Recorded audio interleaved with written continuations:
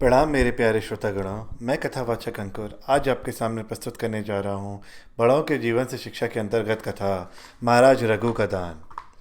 महाराज रघु अयोध्या के सम्राट थे। वे भगवान श्री राम के प्रपितामह थे। उनके नाम से ही उनके वंश के क्षत्रिय रघुवंशी कहे जाते हैं। एक बार महाराज रघु ने एक बड़ा भारी यज्ञ किया। जब यज्ञ पूरा हो गया तब महाराज ने ब्राह्मणों तथा दीन दुखियों को अपना सारा धन दान कर दिया। महाराज इतने बड़े दानी थे कि उन्होंने अपने आभूषण, सुंदर वस्त्र और सब बर्तन तक दान कर दिए। महाराज के पास साधारण वस्त्र रह गए। वे मिट्टी के बर्तनों से काम चलाने लगे। यज्ञ में जब महाराज रघु सर्वस्व दान कर चुके तब उनके पास वरतंतु ऋषि के शिष्य कौत्स नाम के एक ब्राह्मण कुमार आए।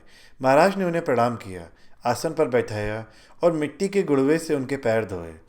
स्वागत सत्कार हो जाने पर महाराज ने पूछा, आप मेरे पास कैसे पधारे हैं? मैं क्या सेवा करूं? कौत्स ने कहा, महाराज मैं आया तो मैं किसी काम से ही था, किंतु आपने तो सर्वस्व दान कर ही दिया है। मैं आप जैसे महादानी उदार पुरुष को संकोच में नहीं डालूंगा। महाराज रघु ने नम्रता से प्रार्थना की, आप अपने आने का उद्देश्य तो बता दें। कौत्स ने बताया कि उनका अध्ययन पूरा हो गया है। अपने गुरुदेव के आश्रम से घर जाने से पहले गुरुदेव से उन्होंने गुरु दक्षिणा मांगने की प्रार्थना की। गुरुदेव ने बड़े स्नेह से कहा, बेटा तूने यहाँ रहकर जो मेरी सेवा की है उससे मैं बहुत प्रसन्न हूँ। मेरी गुरु दक्षिणा तो हो ही गई, तू संकोच मत कर, प्रसन्नता से घर जा।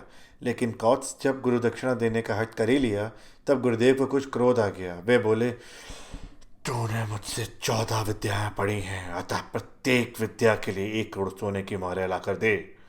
गुरु दक्षिणा के लिए 14 करोड़ सोने की मोहरें लेने कौत्स अयोध्या आए थे।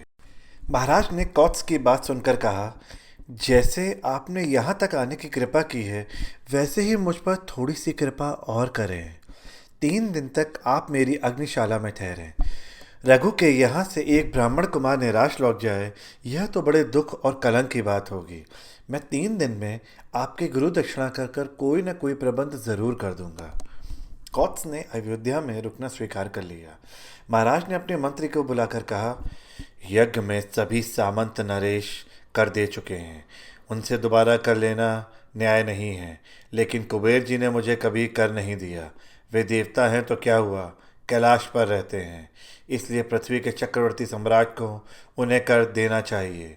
मेरे सब अस्त्र शस्त्र मेरे रथ पर रखवा दो। मैं कल सवेरे कुबेर पर चढ़ाई करूंगा। आज रात को मैं उसी रथ में सोऊंगा। जब तक ब्राह्मण कुमार को गुरु दक्षिणा न मिले मैं राजमहल में पैर नहीं रख सकता। उस रात महाराज रघु रथ में ही सोए। लेकिन बड़े सवेरे उनका कोषाध्यक्ष उनके पास दौड़ा हुआ आया और कहने लगा, महाराज खजाने का घर सोने की मोहरों से ऊपर तक भरा हुआ है। रात में उसमें मोहरों की वर्षा हुई है। महाराज समझ गए कि कुबेर जी ने ही यह मोहरों की वर्षा की है। महाराज ने सब मोहरों का ढेर लगवा दिया और कौत्स से बोले, आप इस धन को ले जाएं। कौत्स ने कहा, मुझे तो गुरु दक्षिणा के लिए 14 करोड़ मोहरें चाहिए, उससे अधिक एक मोहर भी मैं नहीं लूँगा। महाराज ने कहा, लेकिन यह धन आपके लिए आया है। ब्राह्मण का धन हम अपने यहाँ नहीं रख सकते, आपको ही यह सब लेना पड़ेगा। कौत्स ने बड़ी दृढ़ता से कहा, महाराज मैं ब्राह्मण हूँ, धन का मुझे क्या करना है। आप इसका चाहे जो करें, मैं तो एक मोहर अधिक नहीं लूँगा। कौत्स 14 करोड़ मोहरें लेकर चले गए। शेष मोहरें महाराज रघु ने दूसरे ब्राह्मणों को दान कर दी। धन्यवाद।